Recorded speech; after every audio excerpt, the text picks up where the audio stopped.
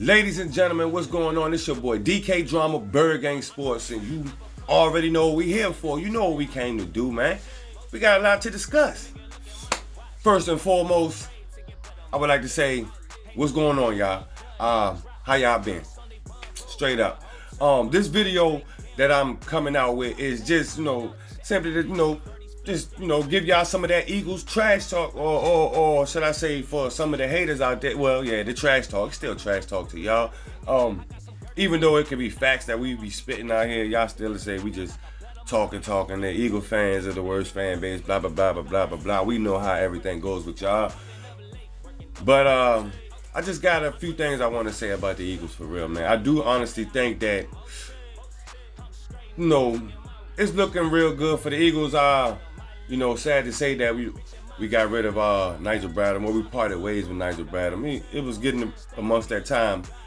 We gotta always remember that it's still a business. No matter how much we grow accustomed to certain players that's on the field, it's always a business, and sometimes you gotta make business moves. Sometimes the players gotta make business moves to better themselves. But I think in our case, parting ways with Nigel Bradham was a way that we made a business move to better, the organization as a whole.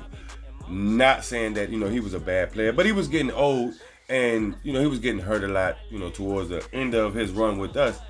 And he did give us, he had a touchdown, was it fumble recovery, or was it a pick or a fumble recovery? But I know he ended up running it back at the end of the game. I think it was the Green Bay game. But yeah, no, it wasn't the Green Bay. I forget which game it was. But it doesn't matter. We are on the way to getting new pieces. Exactly what I said Carson Wentz was going to need was new pieces. He threw the same thing. Basically, the numbers, quarterback-wise, kind of looked identical to your Super Bowl MVP's numbers. The Super Bowl MVP had Sammy Watkins and the rest of the guys out there. Carson Wentz had tight ends. What I'm getting to is, if you give this man some weapons, he's gonna do the job. The job can get done without top-notch, top-tier weapons, as he showed y'all this past season as being the division leader, the champion right now. He did it. People speak on the injury-prone thing. I don't know if you could put concussion in injury-prone. It's two different things. I don't see how you can get concussion as injury-prone. Any one of those players can take hits like that and be out of the game for concussion protocol. That's just the way it is. Like I said, it comes back to me saying it's a business. It's not a death match. It's a business, Your best player get hit, he got to come out. We need him later, And then you don't want lawsuits and stuff like that coming because you knew that this guy had a concussion and you still let him play, or you still made him play. He was forced to play. Anything can happen later on down the road, and it's gonna fall back on them. And that's a major lawsuit. It's a loss for the families and a major lawsuit against the organization again.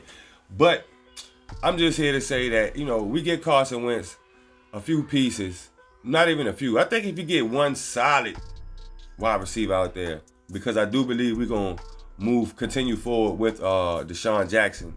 And, hopefully he can come out and develop, better after this surgery. I know he got the surgery now, but he needed this time off, really, to bring him back, right when it was time for him to come back. I think it was a risky move. If we had moved on to the Knicks playoff game, he would have been back in the lineup. Who knows what would have happened, We was kind of in a desperation moment, especially, after Carson went out. If say we won that game, Carson went out, he probably wasn't going to play the next game. Josh McCown was hurt. We would have had Nate Sudfeld. We would have had to work with Nate Sudfeld, and he hasn't had reps in, who knows, since Nick Foles got hurt that one time. So, But yeah, I feel like we get him at least one piece. Now, I'm not sure who that piece is. I would love for it to be one of the three rookies that I put out in my prior videos. I would love for it to be one of those three rookies.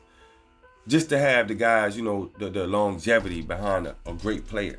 And I think that we can develop him into the player they need to be. Out of those three, they don't need much. They just need to kind of get up to speed of the game, because natural talent is just natural talent. Some talents can't be taught. You know, skills can be taught. Talents are given. Like that's just a gift from God. Skills, you can develop those. So those three players I named, CeeDee Lamb, Henry Ruggs, and Jerry Jeudy, if we were to get one of those guys and say Deshaun Jackson was 100% ready to go next year, I think Carson Wentz will go on a breakout type year, like more than Dak Prescott type year, and get the job done though. Like, we should be walking into the playoffs no sweat, as long as Deshaun stay healthy and we get one of those three players, man. I gotta look into more of the depth as far as like, because when people get hurt, we gotta bring people off that bench, and we need those people off that bench to be okay. We can't just have bodies in there filling up spots. We need to make sure that these guys can come in and actually play if a guy goes down. And as far as JJ Arcega-Whiteside, I really don't know. I don't know. Like, I'm to the point where he got me clueless on, should we have gotten him? He got this year, sophomore year. Like, he basically had a freshman slump now.